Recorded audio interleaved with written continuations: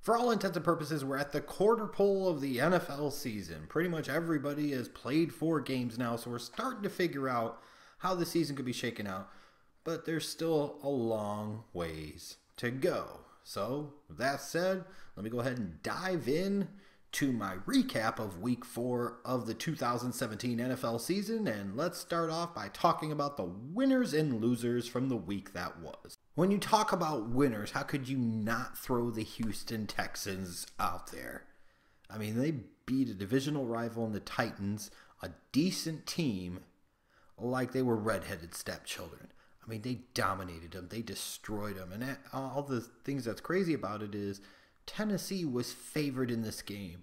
And there's no way you would have ever known that based off of the way this thing broke down. The Texans jumped on them early, and they were coming, and they kept coming, It almost sounds like sex talk because the Texans fucked them. Was it 57-14? That's just insane. So obviously big winners this week, as were the Carolina Panthers, to face off against Tom Brady and the Patriots, coming off of a bad loss to the Saints, and find a way to beat the defending Super Bowl champions. Now, somehow inexplicably, the Carolina Panthers are 3-1. Cam finally had a really good game this year. That was a big win for a Panthers team to keep them in the mix in the NFC South. And then I look at the Buffalo Bills too. A week after beating the Denver Broncos in Buffalo, they go down to Atlanta, to the Falcons' new stadium, and they beat the defending NFC champions. How could you not classify them as winners for the week? I mean, you're talking about a Bills team that a lot of people, I think, thought were tanking this year.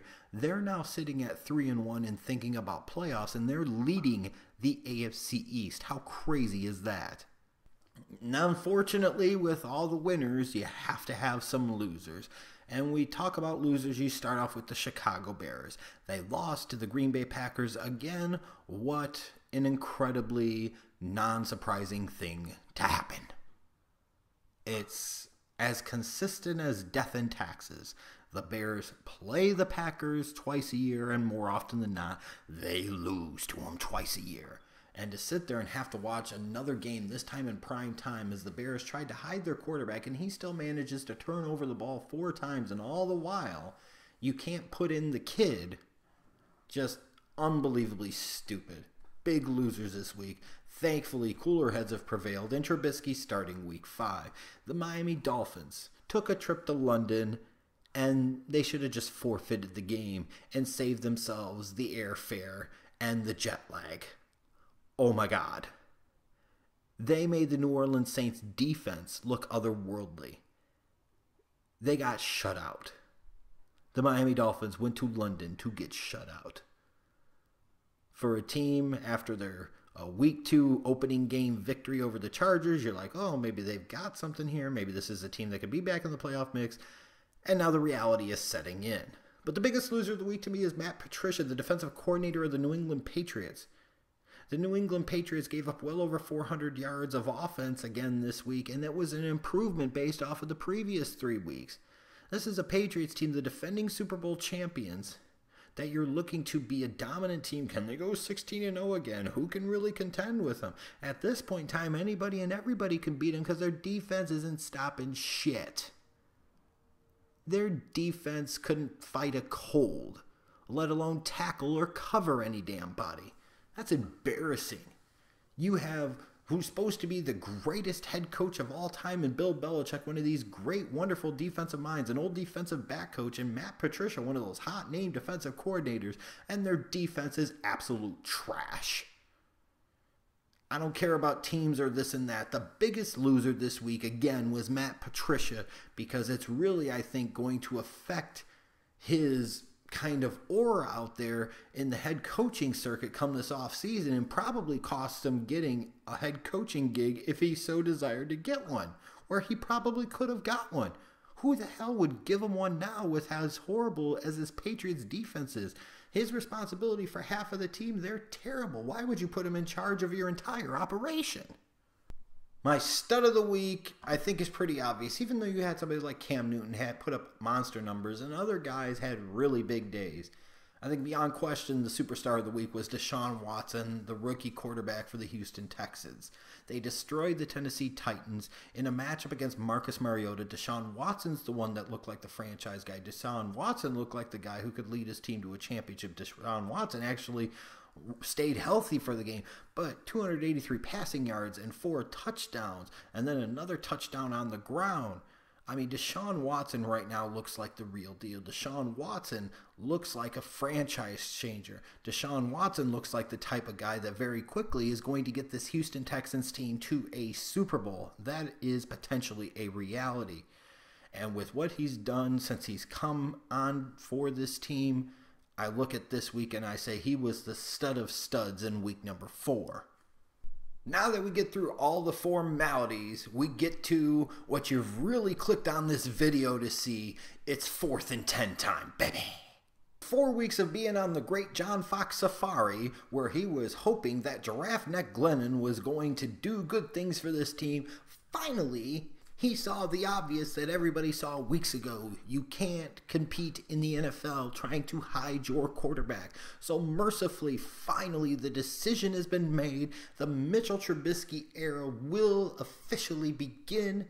I cannot tell you how excited I am for this moment after years of bitching for this team to draft a quarterback, get in position to draft one. They might not have drafted the one that I want, but it is ultimately the one that we've got. And I cannot tell you how anxious I am to see how this kid does in live regular season action.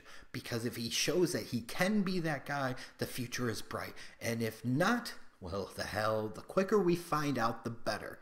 That Monday night game against Minnesota is easily the most excited I have been for a Bears game in about a decade. He knows the system, they said.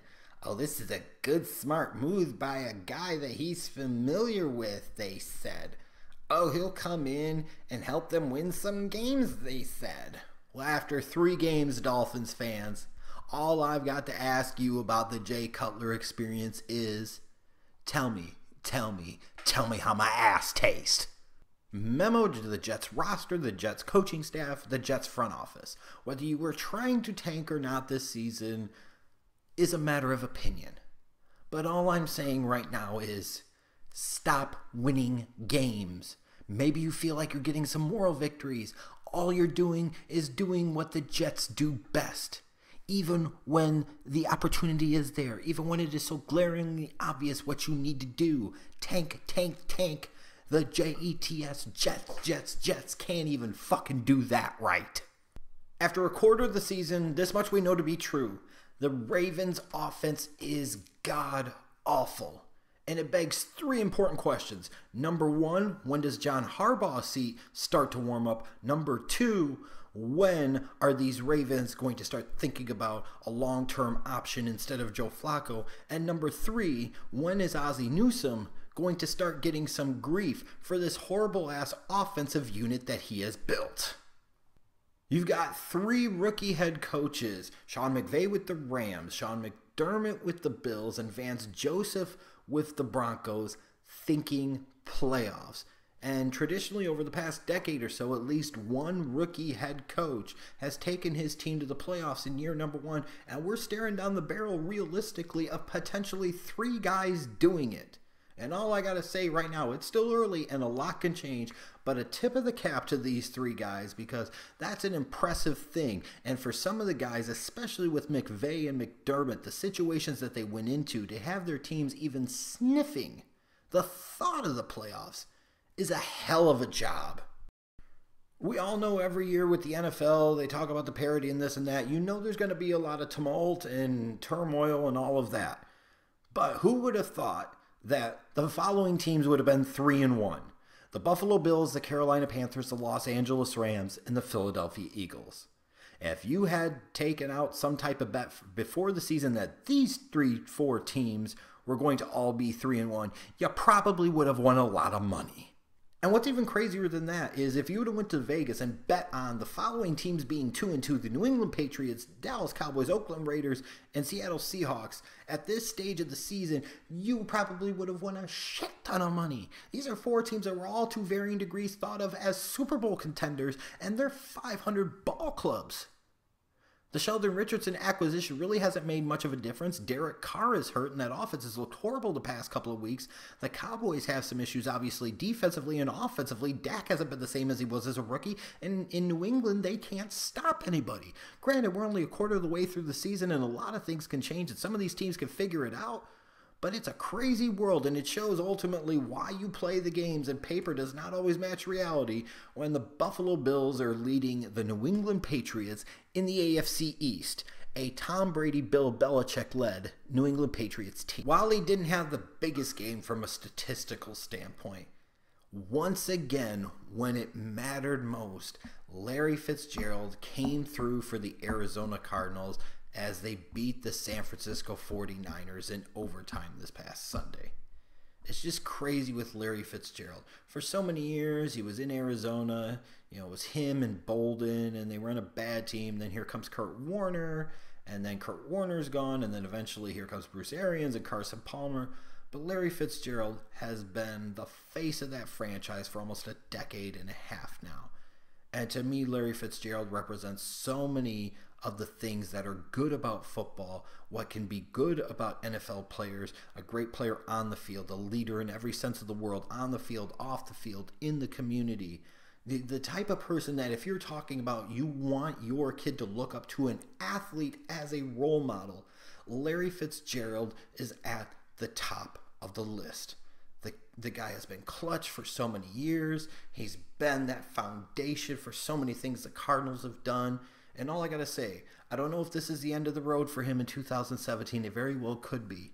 All I would recommend is, if you want to see what a real professional looks like, make sure you take the opportunity to at least check out Larry Fitzgerald one more time while you still can in the NFL. Because the next time you'll see him after that is probably in Canton in another 5 or 6 years after. It was a rough week in terms of player injuries too, especially if you play fantasy football. Julio Jones going out with the hip injury, that was a rough deal.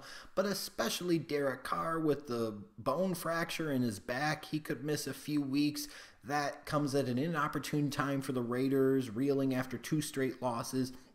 And then the Vikings losing their star rookie running back Dalvin Cook for the season, a team maybe perhaps thinking about the playoffs, who already has issues with Sam Bradford being able to stay on the field, now loses their best weapon out of the backfield for the rest of the year. Good luck to. And my final thought is the Kansas City Chiefs. For all I've said about Alex Smith and him not being a guy that could take a team to a championship level, you're looking at the Chiefs. They are the last of the Mohicans, the last of the undefeateds at 4-0. And you're looking at an offense that's more explosive than it's ever been during the Andy Reid, Alex Smith tenure, now with weapons like Travis Kelce and Tyreek Hill, and you add in rookie stud Kareem Hunt in the backfield. This is a Chiefs team that looks real. This is a Chiefs team that looks legit. Alex Smith is arguably playing the best football of his entire career. And after 4 games, you start to wonder, can this be their year? Can this be the Chiefs' time to finally win a Super Bowl again? And all I will say is this. It is still very early in the season. That does not mean that they will. It does not mean that they won't. It does not mean that they could. It does not mean that they could not. Just remember, this is a team that's enjoyed some regular season success in recent years, and actually throughout the past 25, 30 years of their history, there's been plenty of times of regular season success, especially going back to the Schottenheimer days and so forth, where they would get in a position, have the best or second best record in the AFC, go to the playoffs, and then go home early. And I caution Chiefs fans, I know it's very tempting to drink the Kool-Aid right now, but at some point in time, do you have confidence that this team is that much different to where they can get over the hump this time? They might be able to, and I might be totally wrong. But I'm just not sold just yet.